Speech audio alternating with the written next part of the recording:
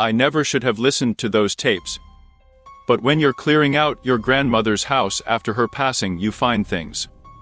Things that should have stayed buried in dusty boxes, forgotten in the dark corners of a basement that hasn't seen daylight in decades.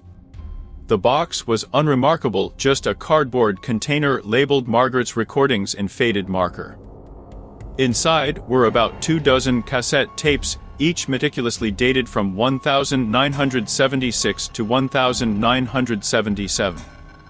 My grandmother had been a cultural anthropologist, recording folk stories and local legends across rural New England. I thought these might be field recordings from her research. The first few tapes were exactly what I expected: interviews with elderly residents about local history, ghost stories, and forgotten traditions. But tape number 7 changed everything. It started normally enough, my grandmother's voice, clear and professional, interviewing someone about local legends. The interviewee's voice was odd though distant, as if speaking through layers of static. They were discussing something called the Waiting Man, a figure that supposedly appeared to people in their homes at night. He stands in the corner, the voice explained, just watching. Every night, he's a little closer to your bed. You can't move when he's there. You can only watch him watching you. The interview continued. But something strange happened around the 15-minute mark. The background static grew louder, and my grandmother's questions became more urgent, more frightened. The interviewee's responses turned into whispers, then into something that wasn't quite speech anymore. Then my grandmother screamed.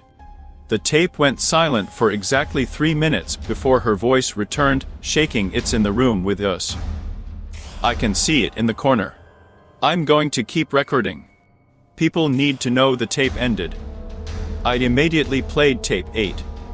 This one was just my grandmother's voice, recorded 3 days later. She sounded different, exhausted, terrified. It followed me home, she whispered. It's standing in my bedroom corner right now. Every night it's closer. I can't sleep. I can't move when it's here. The remaining tapes documented my grandmother's descent into paranoia. She spoke about the figure getting closer each night. About how it had started appearing in mirrors, in windows, in photographs. The final tape, dated December 21, 1977, contained only breathing, slow, deliberate breathing that wasn't my grandmother's, and the sound of footsteps getting closer to the recorder. After that, my grandmother never recorded another tape. She lived another 45 years, but according to my mother, she never spoke about that period of her life. She also never slept without every light in her house turned on. I thought that was the end of it. I packed away the tapes, planning to donate them to the university where she had worked. But last night, as I was falling asleep, I noticed something in my bedroom corner.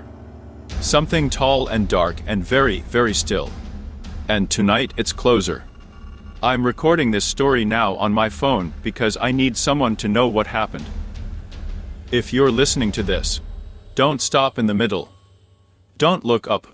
And whatever you do, don't look in the corners of your room. Because once you notice it, it notices you too. They say curiosity killed the cat. But sometimes, curiosity leads to things far worse than death.